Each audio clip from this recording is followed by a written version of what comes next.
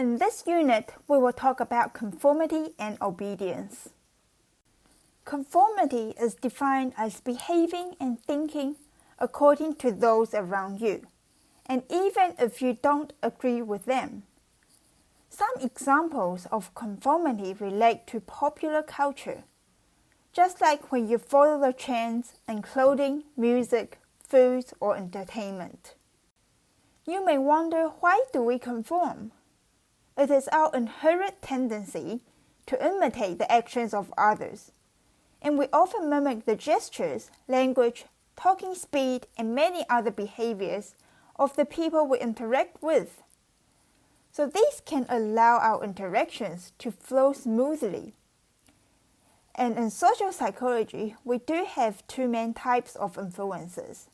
One is the normative influence, and the other being the informational influence, and we will talk more about in the later slides. This is the normative influence. It is when we go along with the crowd and hoping to conform because we want to feel good and feel accepted. So we may conform to a group because we are pressured to do so and fear of being rejected. For example, in Taiwan, we used to stand on the right of the escalator. However, in Singapore, people may stand on the left.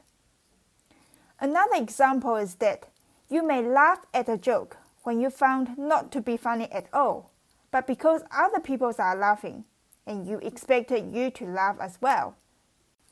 Here is the informational influence, and we conform because we believe the crowd is right, and has the right information to guide our behavior.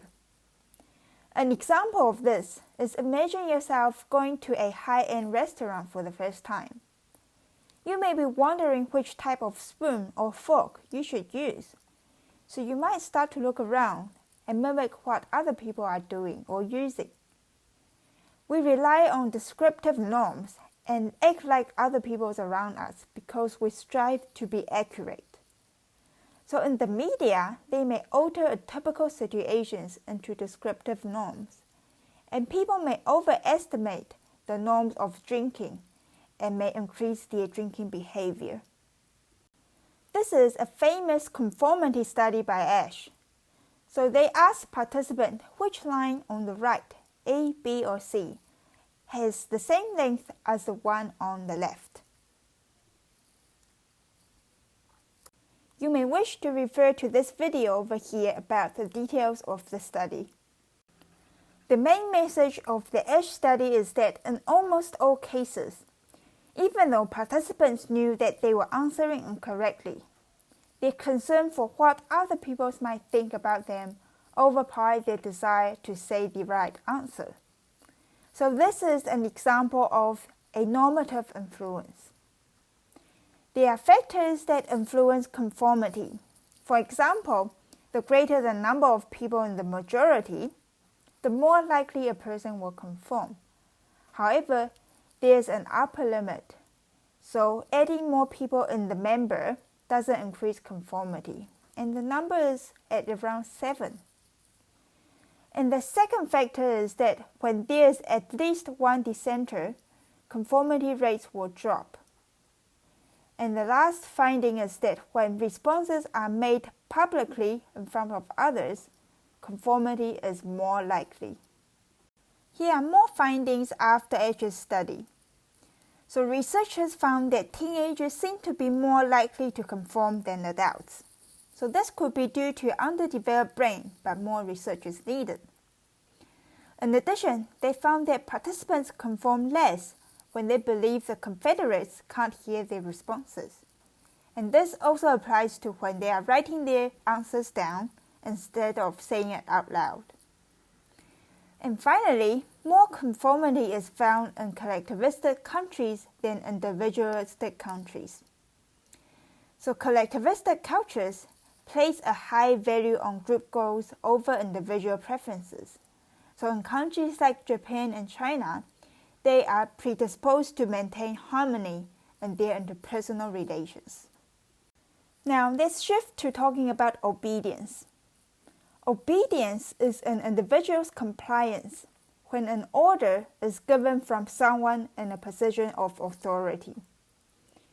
Generally speaking, it is a good thing because we are taught at an early age to obey parents, teachers, or police officers because they are considered examples of authority figures that are right. And it is also important to follow instructions from different judges, firefighters, lifeguards, or other rules, that is, to have social harmony. But there are also dark sides to obedience. For example, when you simply follow the wrong orders, people can violate ethical principles and even break laws.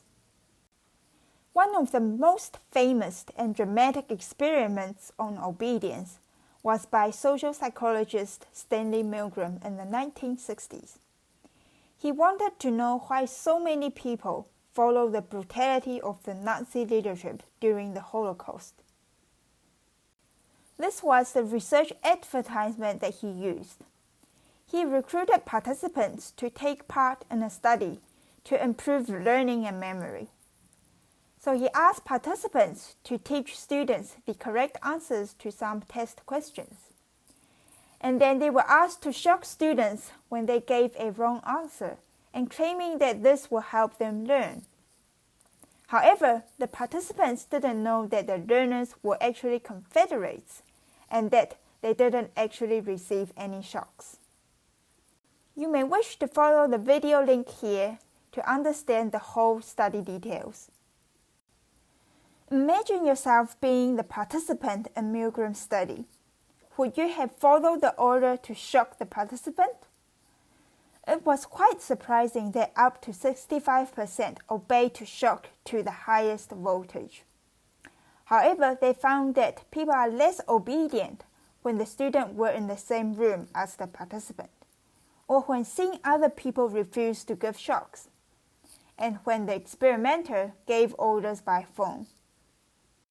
Based on Milgram's studies, we can tell that social interaction will impact our behavior. However, there is more to this. Social interaction can also impact our performance. So this is the concept of social facilitation. I believe the presence of my identical twin sister motivates me. So people may perform better when under the presence of others compared to being alone. Studies have found that football players perform better when they have a cheering crowd. However, the attention of the crowd can only motivate a skilled athlete, but may create stress for those who are unskilled, and may increase feelings of nervousness. There are other social interaction outcomes, like social loafing. So this is when individuals become less motivated to perform well when there are others. Some people will make a great amount of effort during group projects, while others will not do so, because eventually the entire job gets done, and it may not be obvious who worked hard and who didn't.